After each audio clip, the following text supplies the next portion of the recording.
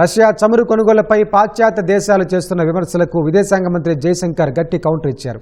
ధర, చమురు లభ్యత ఆధారంగా తాము ఎక్కడి నుంచైనా కొనుగోలు జరుపుతామని తేల్చి చెప్పారు. మిడిల్ ఈస్ట్ దేశాల నుంచి ఐరోపా భారీగా చమురు కొనుగోలు చేస్తుండటంతో తాము రష్యా వైపు మళ్లాల్సి వచ్చిందని వివరించారు. ఐరోపా దేశాలు విక్రయిస్తున్న ఆయుధాలను ప్రత్యర్థులు భారత్పై దాడికి ఉపయోగిస్తున్నారని అన్నారు. తాము మాత్రం ఐరోపా భద్రతకు ముప్పు కలిగించే పని ఏదీ చేయలేదని జయశంకర్ తెలిపారు.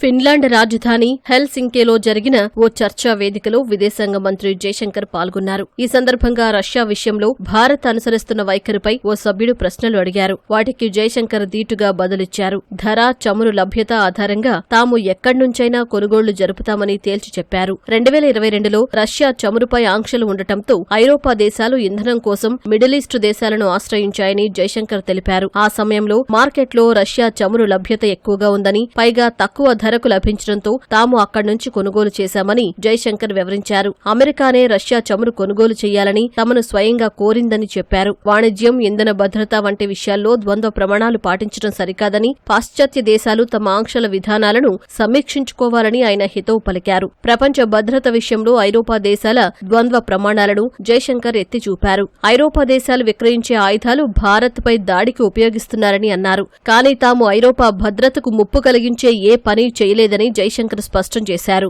I buy oil based on cost and availability. So at that point of time, much of the oil available on the market was Russian. The Europeans were essentially buying up the Middle East oil, which was our traditional supply.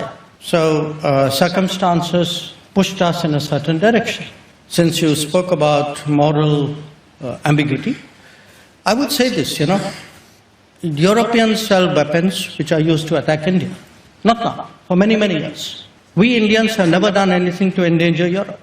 America కూడా Russia చమురు విషయంలో ద్వంద్వ ప్రమాణాలను పాటిస్తోందని జయశంకర్ విమర్శించారు. జాతీయ ప్రయోజనాలు, ఇంధన భద్రత, ఆర్థిక అంశాల ఆధారంగానే తమ నిర్ణయాలు ఉంటాయని స్పష్టం చేశారు.